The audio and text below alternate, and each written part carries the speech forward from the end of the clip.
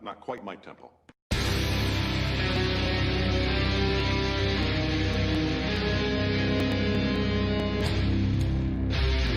I'm gonna make him an offer he can't.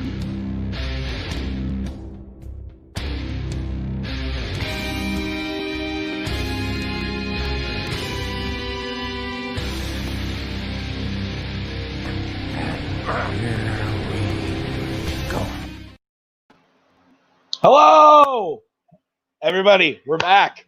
It's Multiplex Loves Movies number 47. It is not a watch along today. We are doing the good old movie news. We're back.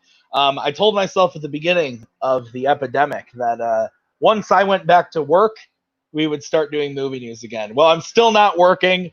I'm still drinking heavily, and it's hot as fuck in the middle of summer. But that's okay, because we're going to have a great show.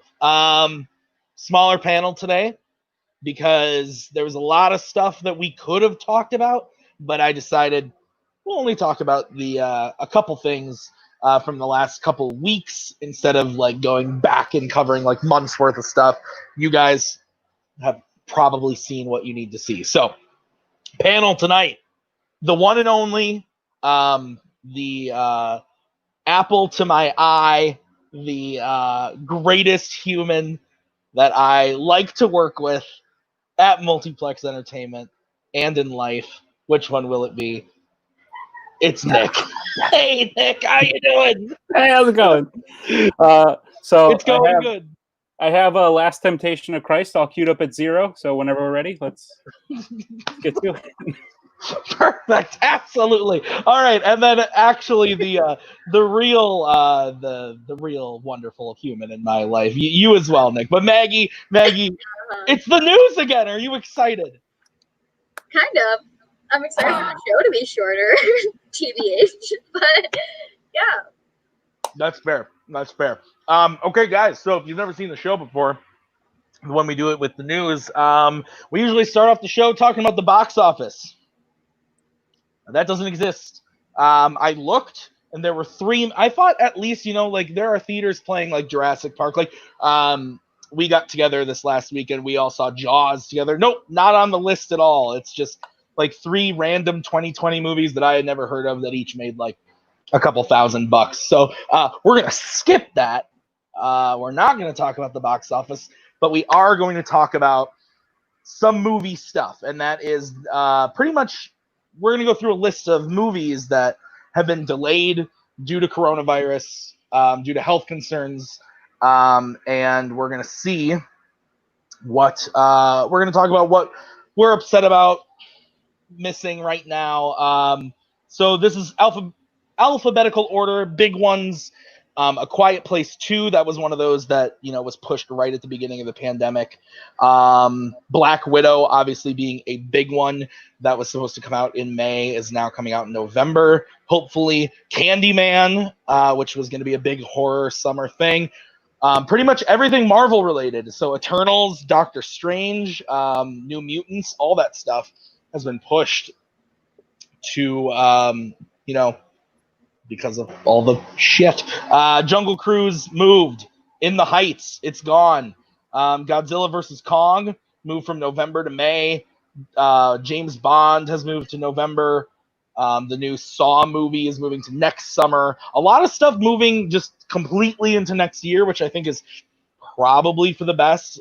You see things like Venom just moving from, October to just June of next year. Morbius, another Sony movie that was supposed to come out in a few weeks here, just completely gone into March of next year. So the big one obviously is Tenet. Was supposed to come out July 17th. It hadn't moved this whole time. And right now it's scheduled for Wednesday, August 12th. Will it make that date? Who knows? Maggie, I'll go to you first because I know you have a lot of thoughts. Give me like the top 2 maybe that you're, upset that you didn't get to see on time or that you're bummed about moving. Obviously, before I say that, I don't think none of us are mad these got moved because of health reasons. I want to make that very clear. I think I'm upset because I didn't get to see Black Widow in May, but obviously I'm happy that we're doing what we can keep people safe. I'm very happy about that, but I want to make those things clear. But that doesn't mean we can't be upset about not seeing films. So Maggie, that being said, what are the ones that you're kind of bummed about? I mean, all of the Disney stuff, like, obviously, I was really looking forward to Soul. I feel like I was probably in the minority where I really loved all the trailers. And I was ready to, like, cry my eyes out to that movie, so I'm very sad that that one got pushed. Also, the other Disney animated movie that we know nothing about, I was kind of sad that that one got pushed too. Is something The Last Dragon? Raya and the Last Dragon. Yeah, Raya and the Last Dragon. Other things, I guess Bond, I was actually hyped for Bond. That was probably like one of my most anticipated movies of the summer, and it's gone now. Okay. Nick, any movies on this list that you're just, a little bummed about? What is going to be the first thing that you're going to see when, shit comes back? Well, whatever the first thing back is, but assuming all of these things were to come back at the same time, I missed the MCU. So Black Widow, Eternals, I wish I could have seen those already. As a person with like a little saxophone right there on my desk and the word jazz tattooed on my arm, like I was looking forward to Soul. I thought that had the makings of being like the best Pixar movie ever. And that's saying a lot. So I'll really miss Soul. And then another one that I don't know if everyone was super excited for, but like I really was, because the 2016 Ghostbusters really let me down. And I've always thought Ghostbusters is something that can be like updated and brought in the modern day. I didn't love the trailers because, it just kind of looked like Stranger Things, but Ghostbusters. And like I said, the 2016 one I was very excited for, and I didn't love it. So Ghostbusters 3, I thought was a really good idea and was looking forward to that, but alas. Yeah. For me, like I said, Black Widow, obviously being a big one for me, and then everything else getting pushed. But that being said, as far as like smaller movie goes, smaller movies go, Jesus. Wes Anderson's French Dispatch. Granted, right now it's coming out in October, so not a huge push, but I was still really looking forward to that one. Spiral, I'm a big Saw fan, so I was really looking forward to that. They can keep pushing Morbius. Why don't we push that into like 2028, and I think I'll be happy. But let's talk about, Tenet. Is it going to happen on time, August 12th? I don't think it will. Some theaters are opening back up. In Wisconsin, where Maggie and I live, I think it's like 15% of theaters in the state are open again, but they are showing some new movies, like they're showing Irresistible, Trolls, but I would be shocked if Warner Brothers keeps this movie at this spot, because I don't think Disney's keeping Mulan where Mulan is. Mulan is set right now for the week after on the 21st. I don't think it's going to make it, or 2 weeks later maybe, but I don't think it's going to make it. I don't think it's going to hold up. I think we're going to see more delays, which makes me sad as someone who works at the theater and also who loves seeing movies, but it is what it is. Maggie, do you think we're going to see Tenet in August? And if not, when are we going to see it? There's no way we're seeing Tenet in August unless cases significantly go down, and that is not the trend that we're on. I can't imagine in less than 30 days that things will be so recovered that theaters will be opening. I think it is interesting that the theaters that are opening are like independent theaters versus the chains. I think that's pretty significant. We went to a theater, like you said, this weekend, and I thought it was overall a pretty safe experience, but I understand why other people don't feel comfortable. And I just, as much as Christopher Nolan keeps saying that he wants Tenet to come out in the theater and he wants to come out as soon as possible, I don't think that Warner Brothers is ready to roll the dice on it. I think that they're realizing that they need to make their money back on this movie, and they can't do that if theaters are at 25% capacity. I don't disagree with you. Nick, do you think there's a scenario where Tenet Tenet's going to come out in theaters. That's Right. a guarantee. Do you think there's a scenario where other movies like Mulan that have been pushed 3, 4, 5 times now finally just give up and say, we're going digital and you will get your Black Widow when it finally is time, but Mulan, we're just going to, we're going to throw it on Disney Plus. Do you think there's a scenario where you get those movies at home? I mean, yes. For selfish reasons, like you say, Mulan coming to streaming, that doesn't bother me a whole lot. But if you were to say, like, Black Widow's coming to streaming, like, I wouldn't like that very much. Mm-hmm. So I'm sure there's people who also feel that way about Mulan. Is my point in that.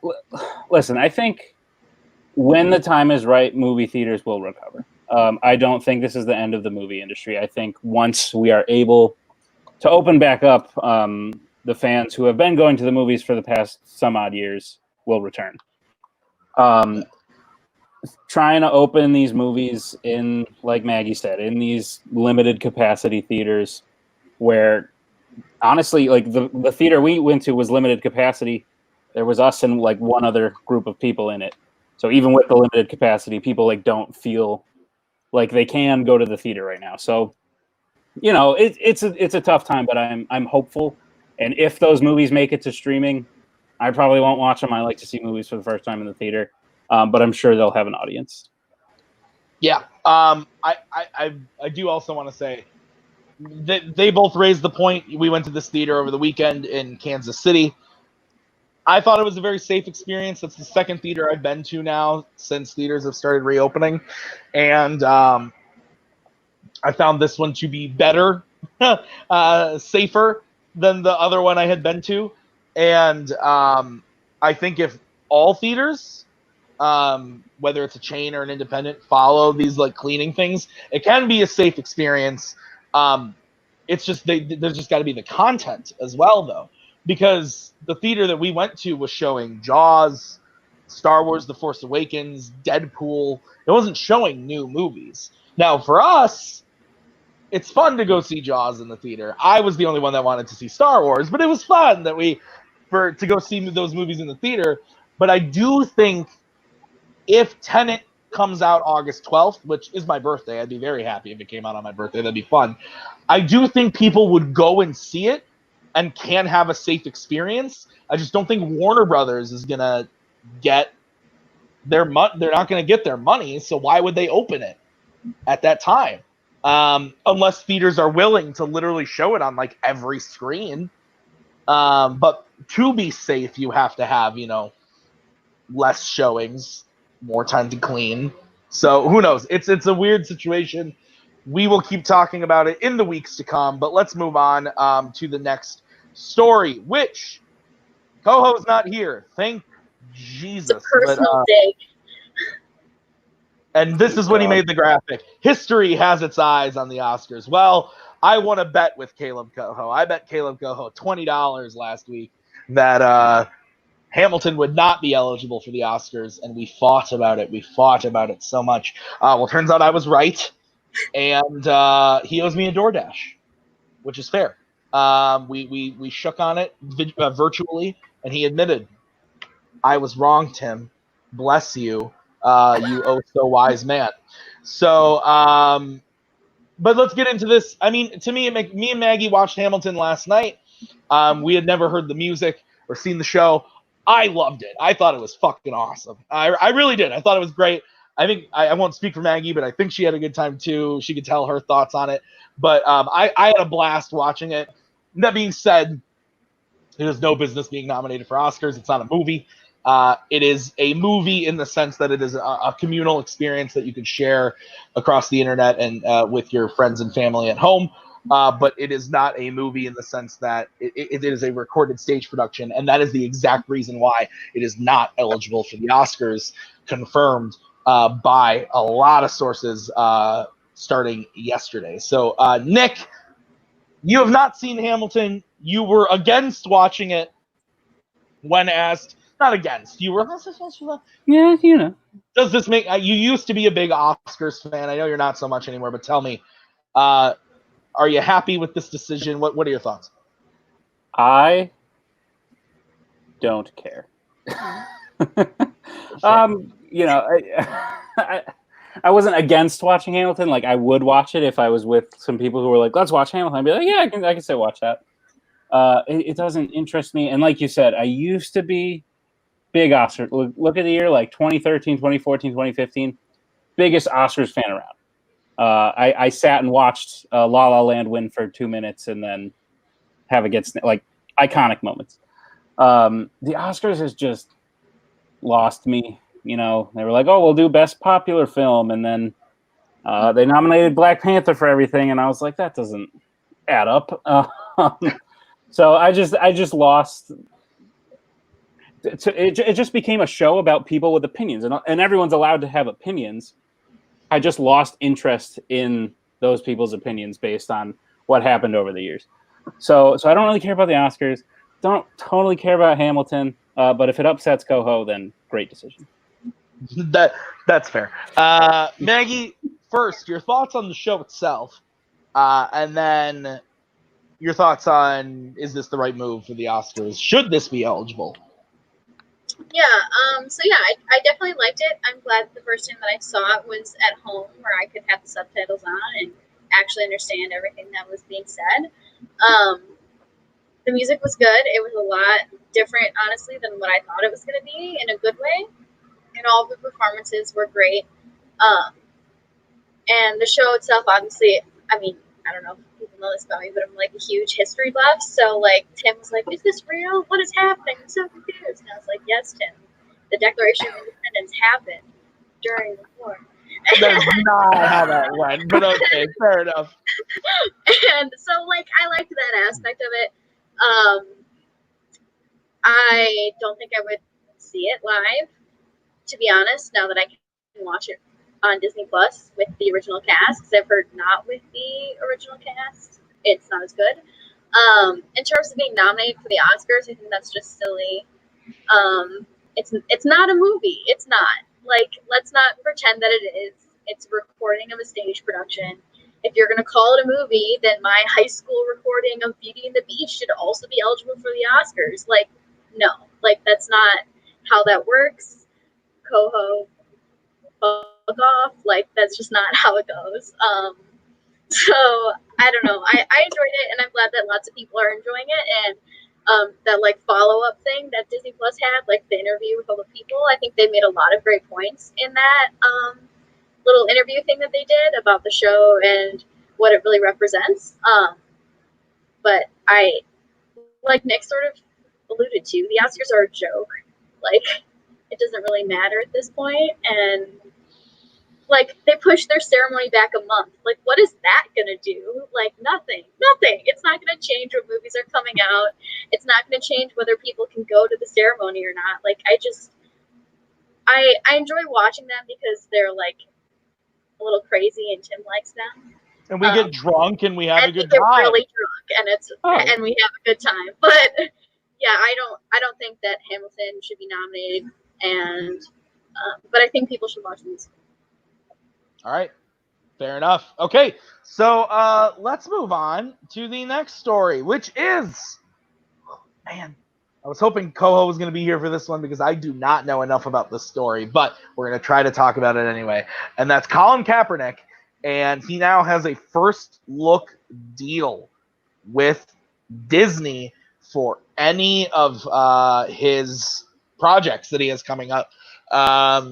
So this is interesting for a few reasons, mostly because before now, I don't think Kaepernick's really had any, like, movies or TV shows or anything like that. The reason that this, I think, kind of came about was the fact that he has something coming up, which I'm trying to remember exactly what it is, but it was all in the news this last week that he has something coming up through Disney and ESPN, a show of some sort or a movie. I don't remember.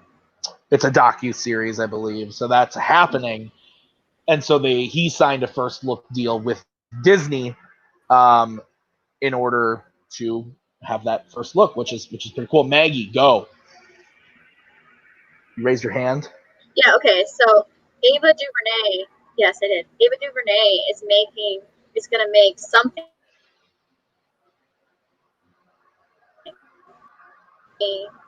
they were going to do with Netflix. And so I don't know if that's what it's about, but like that's like when you Google him, that's like the Well, Maggie, thing that comes up. you are glitching out hard. So here's what I'm going to have you do. I'm going to have you leave and come back, and me and Nick will discuss this further. But, okay, so it sounds like he's working on something with Ava DuVernay. It was going to go to Netflix, maybe now it's on Disney, whatever.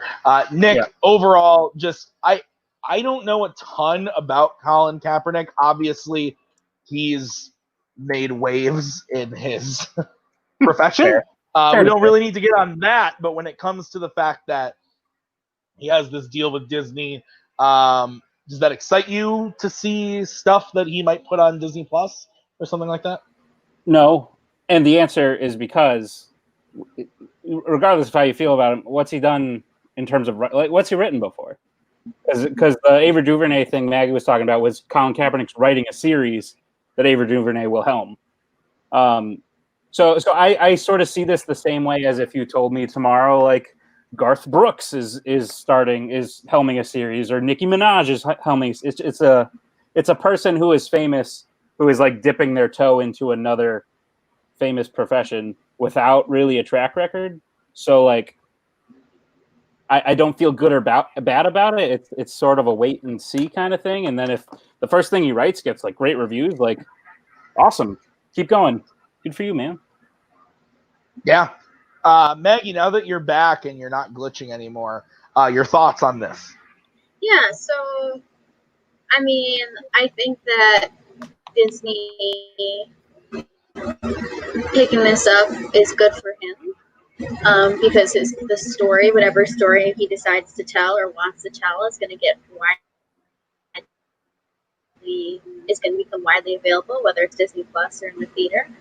A little bit nervous about it looks like they said it was like a documentary, so maybe that makes me a little less nervous. But if it's going to be like a drama of Disney, if they pick it up, like Disney-fying it and like making it something that it's not, that worries me a little bit. Like I can just like imagine like a miracle type of story, but a little different. And so that makes me a little nervous. But I think that overall, it is what it is, right? Kind of what Nick said. Like it's kind of too soon to tell if it really means anything. Because for all we know, I mean, he could make this, and then Disney's like, no thanks, and it never sees the light of day. So that's fair. All right. Next topic, which is one that I am excited about and I've been talking about for months. I've been singing this song for a long time, and that's that Florence Pugh is a goddess that we do not deserve on planet Earth, and she's going to be the new Black Widow. Which, I mean, did we not think this was going to happen? Did we not think that this is what was going to happen in this movie? The moment she was cast and the first trailer came out, I said on this show, well, she's going to be the new Black Widow. They're going to pass it off, and then the post-credit scene is going to be a scene where the Avengers show up, and she's all like, my sister, she's dead? Oh, no, I guess I'll have to be Black Widow. Like, it's like, I could have told you. Yes, sister. Yeah, we don't know that for sure, but that's what's heavily implied. I'll be upset if she's her real sister. Okay. Because during Endgame, he's all like, did she have any family? And they make a big deal that we were her family. Well, if she had a fucking sister, maybe you should have told her. Okay, Maggie's heated. This is where it's at. I totally lost my train of thought now. But all being said, I'm very excited about this. Oh, I remembered what I was going to say. I saw some idiot on Rotten Tomatoes today commented on this article and was like, well, thanks for spoiling the movie, Rotten Tomatoes. And I'm like, what are you talking about? The director of the movie came out and said, yeah, we're going to pass the baton. I do not see why that is a bad thing. If anything, that makes me more excited for the movie. Natasha's dead. What is being spoiled here? This movie takes place before Endgame. She's alive. It's her movie. Fantastic. But a Black Widow 2 will be Florence Pugh. I do not see the issue. I don't see how that is a spoiler. I'm very excited about it. Nick, you have missed the MCU. You've been on record on Multiplex saying that you have wanted a Black Widow movie since before Iron Man even came out. Tell me about it. Well, I will admit that when a Black Widow movie was announced, I wasn't the most excited. And the reason I wasn't the most excited is because I've been asked the question before, like, if you could change anything about the MCU, what would you change? The answer for me is I'd go back to Iron Man 2, and instead of making it Iron Man 2, that's your solo Black Widow. Like, it should have happened way back then. So I really wasn't excited, especially now that she's dead, because I don't know, call me a shill if you will, but the thing I love most about MCU movies is that they tie into each other and lead into other things. So like, even if it's not the post credits, it's like, what from this movie can I expect? Like, can I rewatch this later on and be like, oh yeah, this led to that? Like, I love watching Winter Soldier now and seeing all the things that came to fruition later on. So I was really worried about this just kind of being like, okay, just one more story because, you know, Black Widow never got a movie and we feel bad about it, so sorry. So I'm glad to know that it's not just that. It will have lasting impacts. She could have been Taskmaster. We don't know Tim, okay? It's true. No, I was pretty sure the baton was going to get passed as well, but it's nice to have confirmation. And Florence Pugh is amazing. Big fan. Maggie, you've shared similar opinions with Nick on this show about how you feel this movie's unnecessary. Does this make you more excited? And do you feel like this is, you know, better for the MCU now because this is happening? Yeah, I mean, definitely. It makes me feel a lot better because, right, like Nick said, it means that it's good, that the movie will have a point, and then it's not just them trying to give her a movie even though she's dead. I will always be skeptical of superheroes that have existed before Thanos, because then where were you, TBH, when Thanos showed up? But I am a little bit more excited. I know you guys are all sad because you haven't seen it already, but I'm honestly not even bothered a little because I don't think that this movie is going to be that great. And this gives me a little bit more hope that it will be better, but we'll see. Well, here's the burning question for Maggie then, because Maggie, who rightfully so as a lady, has often complained about lack of ladies. Uh-oh. Now, Maggie, you're also upset at Wonder Woman 1984 for having Steve Trevor back after his emotional death. I am as well, but you're very upset about that. So, that being said, would you rather watch Wonder Woman 1984 or Black Widow? I would definitely rather watch Wonder Woman. Like, not even a question. A, Chris Pine. B, I think that. But David Harbour. I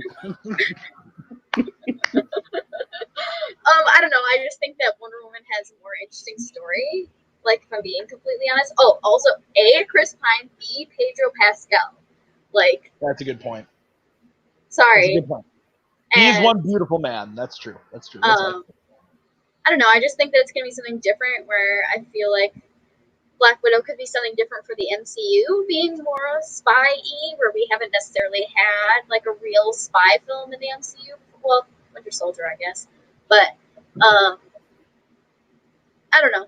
I'd rather see Wonder Woman, if I'm being honest. All right, that's fair. That's 100% fair. Okay, let's move on to the last main story of the day. That is Spider-Verse 2 is coming. It is happening. And I don't remember. I think it was Miller. It was either Lord or Miller. I'm pretty sure it was Miller. It's Miller came out and said, yo, Spider-Verse 2, that shit's going to be dope. It's going to be way more dazzling visually, more exciting, more insane than the first movie. we did Spider-Verse on a watch along, and that movie is awesome. And I can't even comprehend how a sequel could be even more cuckoo for Cocoa Puffs. I think it's probably because they're saying, well, the first one was so successful and we were pretty crazy on that one. Let's just go absolutely batshit crazy on this one. That excites me. Does it excite you, Maggie? I mean, I can't really imagine a way that they will make it more visually like stunning. Like I think that they really raised the bar with that first movie. I'm excited. I know this article from Screen Rant mentions how like also they have to deal with when is Morbius going to come out, when is Venom going to come out, and it's like no one cares. Everyone just wants to see Spider-Man into the Spider-Verse 2. And the good thing about that movie is they can actually draw it from home. So, yeah, I mean, I'm excited no matter what it looks like, no matter what the story is. I think it's going to be great. So I'm excited for whatever it turns out. All right, Nick, Spider-Verse 2. Your thoughts on these comments from Miller? Was that an exact quote that you read out? I believe so. Yeah. Okay, so like dope as shit or something like that. Yeah. Very excited. Yeah. I'm very excited. Love the first one. It's crazy that like they made a movie that everyone loved and made a ton of money and then won awards and stuff that they would make a second one. What a world we live in. But no, I do really like the first one. I'm really looking forward to the second one. What happened to like? Didn't a while ago they said the second one was going to focus on like Miles and Gwen? Did I imagine that? So I think they announced a Gwen Stacy spinoff, but I don't know how that fits in. But I do know what you're talking about. That they said at some point that the story was going to focus on like a romance with the two of them. So I don't know how or what exactly that is. But if that's the case, then I'm into it. Cool. The only reason is because that feels like a lot smaller of a story, and I don't see how it could get any crazier from there. So I'm having trouble like visualizing it, but I was excited to see it already, and if the director's excited about the thing they made, at least it's not Fantastic Four 2015. Oof, that's gonna be a 100% true statement there. Yeah, he said the quote exactly was groundbreaking art technique. The techniques are already blowing me away. It makes the first movie look quaint. So that is strong words from Chris Miller. And I'm trying to see if they have anything here about the story. Not really. So yeah, we'll see what happens. I'm excited to see it. It's not going to be till 2022 at this point, so it is what it is. But it'll come out eventually, and it'll be fantastic. So let's move on to the final thing for the day. Movies coming out. Obviously, the theaters, as we've discussed, a lot of them still closed, but that doesn't mean there aren't new things to watch at home. In the last couple of days, I've watched a lot of new 2020 movies, and it's actually been very refreshing to watch a few new movies. I checked out The King of Staten Island. I really, really liked. I really liked Bad Education on HBO. Maggie was upset that I watched it without her. And then I watched something else on Netflix. What did I watch? You watched the two action movies. Oh yeah, Extraction, the Hemsworth movie. Yeah, it was all right. We got to watch Eurovision still, which I hear is good. But all that being said, the new movies coming out this weekend. A couple that I'm actually really looking forward to. The first one being Greyhound. It's coming out on Apple TV, and it's a Tom Hanks war movie. That's all I know about it, and I'm game. I'm there. That's it. That's all I need to know. Tom Hanks, war, cool. I'm game. That sounds dope. This was supposed to come out in theaters. I don't remember from what studio, but they sold it to Apple. It's not coming out on Apple. Nick, any interest in Tom Hanks at war? Well, yeah. Yeah, lots of interest actually. So I think I'll go rewatch Saving Private Ryan, which is probably a little bit better than this. But I walked in. So for those who don't know, I just drove across the country from Southern California to New England, and I walked in my house for the very first time after driving, and Tom Hanks was on TV giving a little interview about the movie, and I was and my dad was like, "Oh, he's got a movie coming out." I was like, "Isn't that why he was like in Australia when the thing happened to him?" So it feels like soon. Maybe my timelines are off, but it sounds. I think he was making something else. Yeah, He was making something else. Yeah. Okay. Well, either way, it sounds. I don't know the plot. I don't know the story. I only know the picture and the title, which you just put on the screen, and it sounds kind of generic. And yeah, he looks like he's in a video game. That's fair. Yeah, this is coming from the director of Nothing. This is a guy who has done a lot of cinematography. It's not his first movie, but the big thing that I noticed, that I know this shouldn't be a down, but I feel like I have to mention it. The movie is a big war. So early in World War II, an inexperienced U.S. Navy captain must lead an Allied convoy being stalked by Nazi U-boat wolf packs. Okay, sounds pretty exciting. The movie's 88 minutes. Jeez. That's bad. That's a bad sign. It's very short, and I like short movies, so I don't want to kick it on like it being short. Like I watched this movie on Netflix last night called Battleton. Easily like one of the best, like top 10 best movies I've seen in the last like 2 years. Like fucking great. It was 88 minutes long. It was fantastic. But for this big Tom Hanks war epic, I would have expected a little bit longer. Maggie, so your thoughts on Greyhound? Yeah, no, I agree. 88 minutes is a huge red flag for a war drama. Those things usually need to be at least 2 hours for something like meaningful to come out of it, I feel like. And I also agree with Nick, like, there's a million Tom Hanks war movies. Like, just pick something else. And also, I don't have the Apple TV, so. Yes, we do. Well, we don't, though. But we do.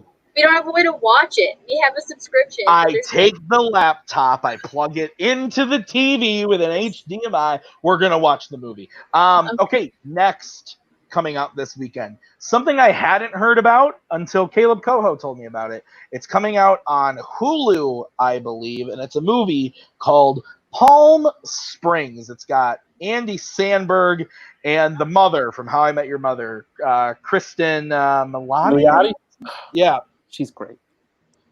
So this is a comedy romance film, 90 minutes long, perfect runtime for this movie. When carefree Niles and reluctant maid of honor Sarah have a chance encounter at a Palm Springs wedding, things get complicated as they are unable to escape the venue themselves or each other, which basically means what I heard from Kaleb, who watched the trailer. He said it's Groundhog Day, but they're at a wedding and they fall in love. Sounds very generic to me, but I like Andy Samberg. It'll probably be something I'll never watch again, but 90 minutes, Andy Samberg comedy, R-rated, so it'll probably have a few chuckles in there. Yeah, I can dig it. Maggie, what are your thoughts? Yeah, sign me up. I'm a sucker for any generic romantic comedy, so that sounds like something good to me.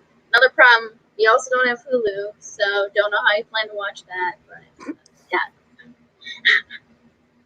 Wow. Nick, are you going to check out Palm Springs? I really like Kristen Milioti.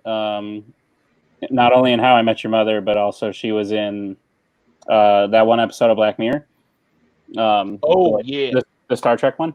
Yeah. And her job wasn't really to be funny in any of those. Not even in How I Met Your Mother. Like, she had a couple like moments where she would play off someone, but she wasn't really. I don't know. Linus. I don't know.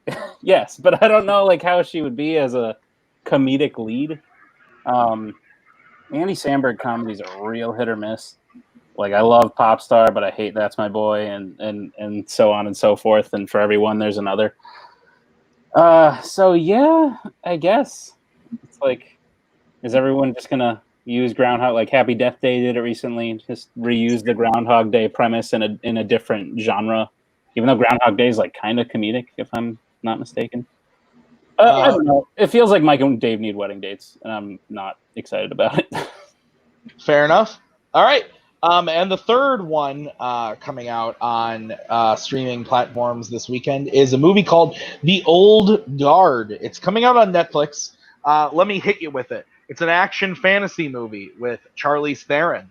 A covert team of immortal mercenaries are suddenly exposed and must now fight to keep their identity a secret, just as an unexpected new member is discovered. It's got Charlize Theron, like I said. It's got Mr. Oak, which Maggie is the only one who's going to get that reference. Oak. Mr. Oak is one we like. It's got Chiwetel Ejiofor. It's got a big cast of people I recognize but don't know their names.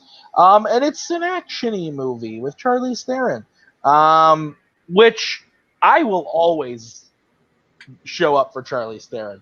She's not only wonderfully beautiful, she's just wonderful. She's great in everything. You put her in something like Bombshell and she just crushes it dramatically, and then you put her in something like Long Shot with Seth Rogen and she's fucking hilarious. And then in something like Mad Max too, where she can just be this action star. So an action movie, Charlize Theron. I like the fantasy element. I'm going to check it out. This movie is 2 hours long, and it is rated R. So, violent, Charlize Theron, action, fantasy, Blade-sounding movie. I'm into it. Yeah, she's holding a sword in that trailer. So, Nick, The Old Guard, you have Netflix. Are you going to check it out? I do have Netflix. No, this is a tough time for me, man. Just because, like I said, when I watch movies, I like the first time to be in the theater. If it's not, I usually don't just like pick something out that I haven't seen before. Usually, so sometimes I do. This sounds very Tomb Raider-y, very like generic group of people doing action for 2 hours. I'm not overly excited about it. When you say someone's like immortal, does that mean like do I care about them fighting? Do you know what I mean? Yeah. Like, do I care if they could actually die or not? Maybe it's just a continuation of Charlize's character from Hancock. And this is just a Hancock sequel.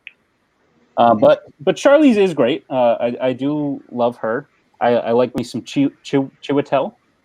And so good cast. If it was in the theaters, I'd probably go see it. But like I said, tough time for Nick. Maggie, Yeah. are you gonna watch this one? I mean, I probably should.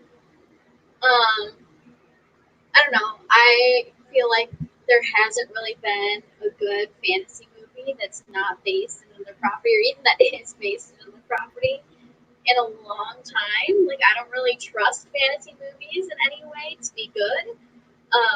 I cannot think of the last good fantasy movie. So as much as I do like Charlize Theron and Mr. Oak has a nice face, I don't think that I will watch it, to be honest. All right, now let's play a little game here. I gave you guys 3 movies: Greyhound, Palm Springs, The Old Guard. I looked. All 3 of these movies are rated on Rotten Tomatoes with critic scores. Oh boy. 2 of them. Well, first of all 3 of them are fresh right now. All 3 of them are rated fresh. 1 of them is rated at 100%. 100. The other 2 are rated at 73 and 78, respectively. Maggie, which one is at 100%? Palm Springs. Nick? The Charlize one. Palm Springs is at 100% on Rotten Tomatoes. It says strong performances, assured direction, and a refreshingly original concept make Palm Springs a rom-com that's easy to fall in love with. Refreshingly original. Yeah, well, anyway. And then Greyhound has a 73. Greyhound's characters aren't as robust as its action sequences, but the fast-paced World War II thriller benefits from its efficiently economical approach. Which means it's short AF. And That is what it means, Maggie. And then the Old Guard, oh, I'm sorry, in the last 3 minutes, it's gone down to 72%. That's scary. But it says the Old Guard is occasionally restricted by genre conventions, but director Gina Prince brings a sophisticated vision to the superhero genre. So superhero-y. And some knockout action sequences led by Theron. So, guys, 3 good movies coming out this weekend. That's good to know. All right, well, that's the show. Thanks for watching, all the people. We'll be back next week with another, live movie news shindig. Don't go away because later this week, tomorrow, Your List Sucks is continuing their top 100 series. That is going to be very exciting as Cody continues to yell at Koho, Kirk, Jake, and Boatman. Always fun to see Cody yell at Boatman and Koho, not so much Jake and Kirk. And then Thursday and Friday, you've got 3 Warzone matches continuing their tournament. And then Sunday, Monday, 2 more round 2 matches of the Fandom tournament. Couldn't tell you what they are. I don't remember.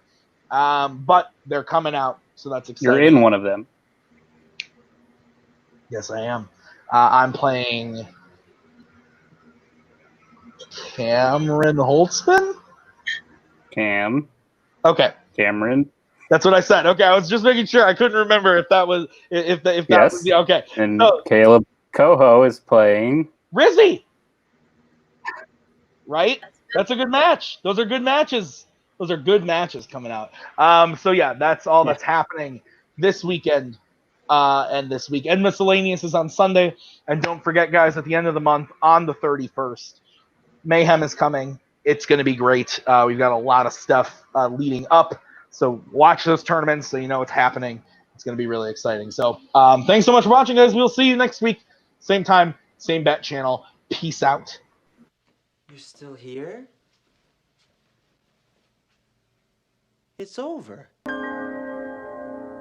She's out of our hair,